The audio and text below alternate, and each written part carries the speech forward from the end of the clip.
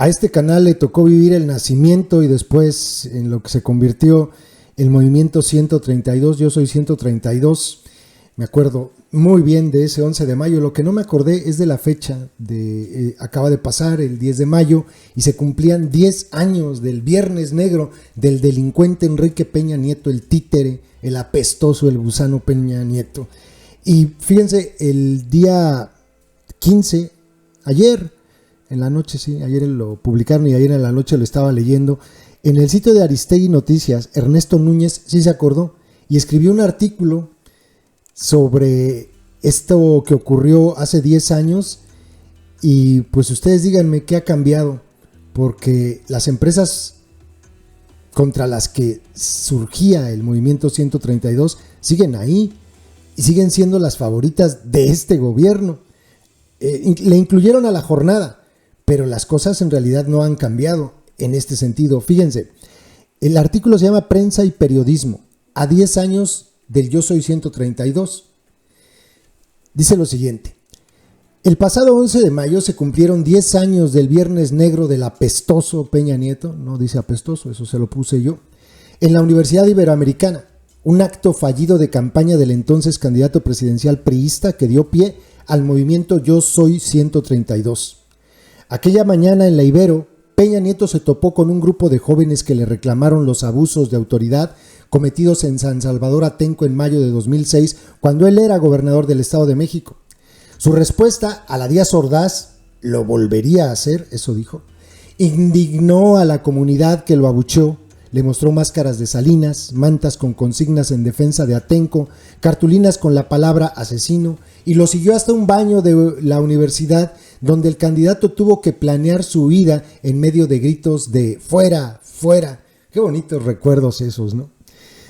Molestó que Peña Nieto dijera que no se arrepentía de haber ordenado el operativo de desalojo en Atenco, pero enojó más que su jefe de campaña, Aurelio Nuño, y el dirigente priista Pedro Joaquín Caldwell acusaran a los estudiantes que increparon al candidato de no ser alumnos, sino infiltrados enviados por otra campaña. Se lo achacaban al escatológico personaje de las mañaneras.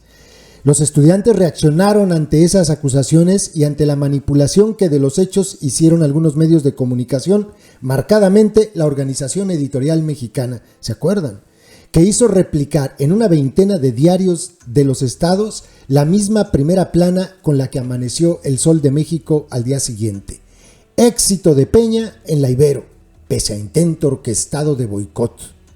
La respuesta fue un ingenioso video en el que 131 estudiantes daban su nombre a la cámara, mostrando su credencial de la Ibero y diciendo que habían participado en la protesta.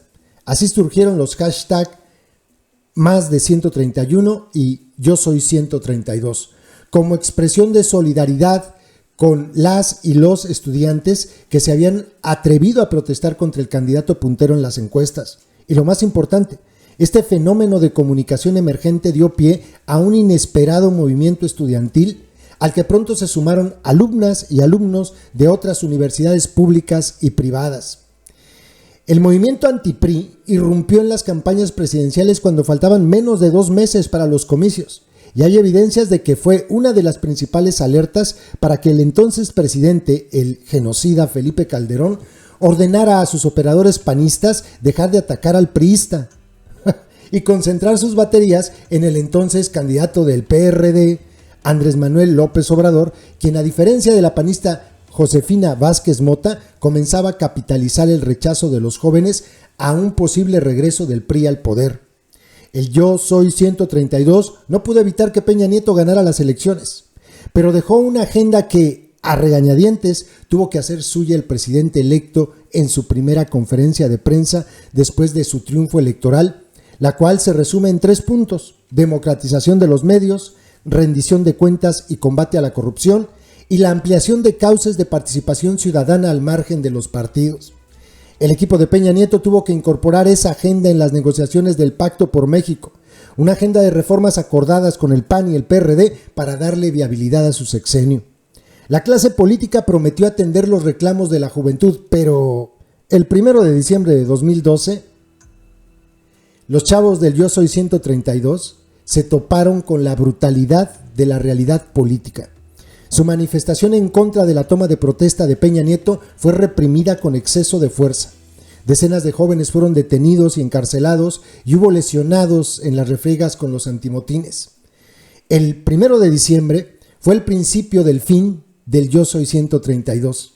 Y aunque el Pacto por México convirtió algunos de sus reclamos en reformas legales, el principal tema de la agenda del movimiento, ese que dio origen a todo, no fue atendido.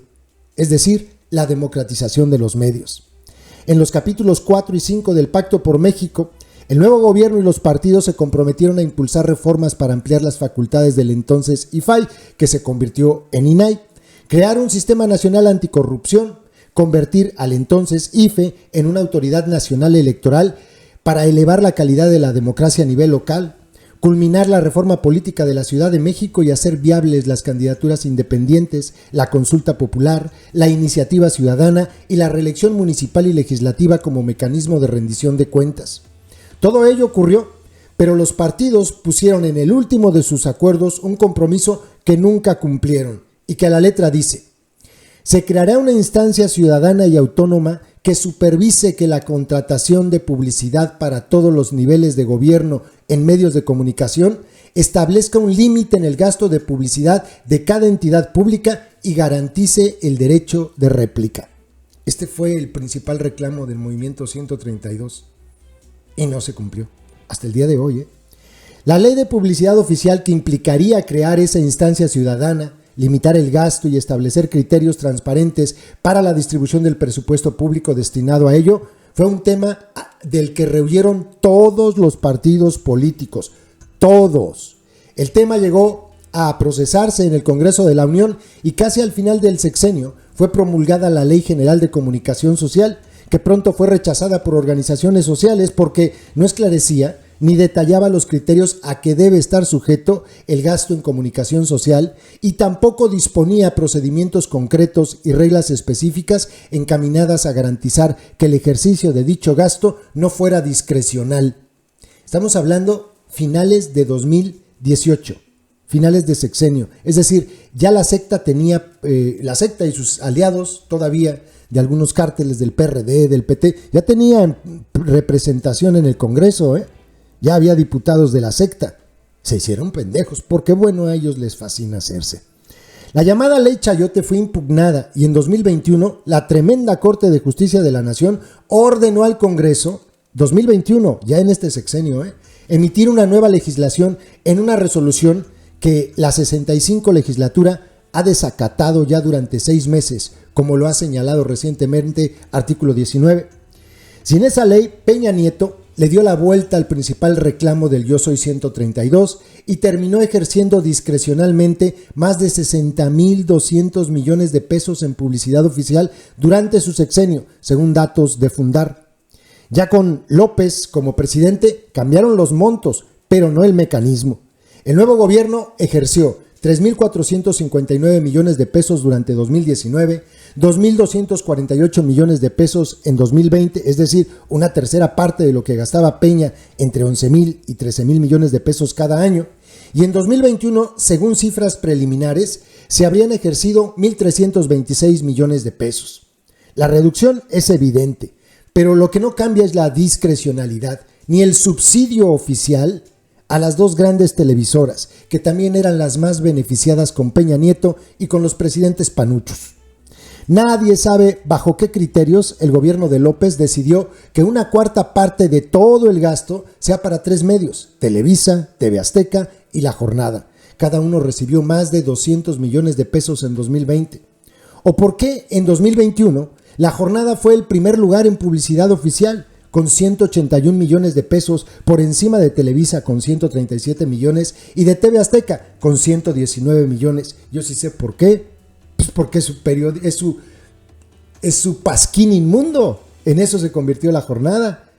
Es el panfleto del gobierno. En eso se convirtió La Jornada. Según Fundar, la ausencia de reglas claras de asignación y distribución de la pauta oficial es una mala práctica que permite la concentración del gasto en un pequeño grupo de medios y que la mayoría del gasto es ejercido por unas cuantas instituciones, destacando el IMSS, Pronósticos, Fonacot, ISSSTE, CFE, Sedena, con más de 100 millones de pesos cada una en 2020. No ha habido una explicación oficial clara al respecto. Lo cierto es que aún en la cuarta transformación de Cuarta, la publicidad oficial sigue siendo un instrumento que se usa discrecionalmente para premiar o castigar líneas editoriales, la zanahoria y el garrote. 10 años después de aquel Viernes Negro de Peña en la Ibero, evidenciara lo burda que puede ser la manipulación mediática, los partidos y el gobierno siguen evadiendo la regulación en la materia, pues nadie quiere dejar de tener el control de la zanahoria y el garrote. Ojalá no llegue el día en que un periodista o un medio se sienta en la necesidad de publicar un titular que diga éxito de AMLO y la 4T pese a intento orquestado de boicot. Está a nada la jornada de escribir algo así, ¿eh? Una década después del inédito Yo Soy 132, la llamada democratización de los medios aún se antoja lejana y difícil. La situación incluso se ha agravado con un presidente que no se guarda críticas, descalificaciones y estigmatizaciones a periodistas, con medios que pasan penurias para cubrir sus nóminas, con los múltiples obstáculos que enfrenta el periodismo independiente y con el asesinato atroz de reporteras y reporteros en territorios controlados por el crimen organizado. Esto publicaron. ¿Cómo me acordé de todo lo que ocurrió en ese año 2012 leyéndolo? Cómo surgió el movimiento 132. Mucha gente que dice que sí, efectivamente detrás de este movimiento, el impulso, estaba gente como Epic Cerdo Ibarra, y que pues ellos dirigían. Y por eso todavía vemos o podemos ver muchas caras de ese entonces, de paleros con la organización criminal de la secta, como él mismo, o por ejemplo el estúpido de Atolini, que por cierto trabajó para Televisa, ¿no? Así de asqueroso es esto. Y Televisa, TV Azteca y ahora La Jornada, pues siguen recibiendo billete del gobierno. Televisa la mala ya es buena, ya hasta ambos presidentes, ¿no? De las dos, los dueños de las dos empresas, Emilio Azcárraga y Salinas Pliego, son miembros del Consejo de Asesores Empresariales del escatológico personaje de las mañaneras. Ahí están, o sea, eso es innegable. Ellos lo aconsejan y sus empresas siguen siendo beneficiadas con el dinero del pueblo. La asquerosa narcotelevisora y la televisora del impresentable Salinas Pliego, pero ahora pues le agregaron a La Jornada porque necesitaban un panfleto para difundir todas sus pinches patrañas. 10 años pasaron ya. YouTube nos hace clasificar los videos que subimos para que puedan ser publicados. En esa clasificación nos indica que los videos relacionados con el crimen organizado no se van a mostrar en sugeridos y no enviará notificaciones cuando sean publicados. Por eso, para poder verlos tienes que ingresar al canal y buscarlos. Todos los días subimos videos con esos contenidos. No olvides que ya abrimos un nuevo canal, Personajes México 2, ve a él dando clic en la pantalla final de este video donde dice, mensaje importante, y suscríbete.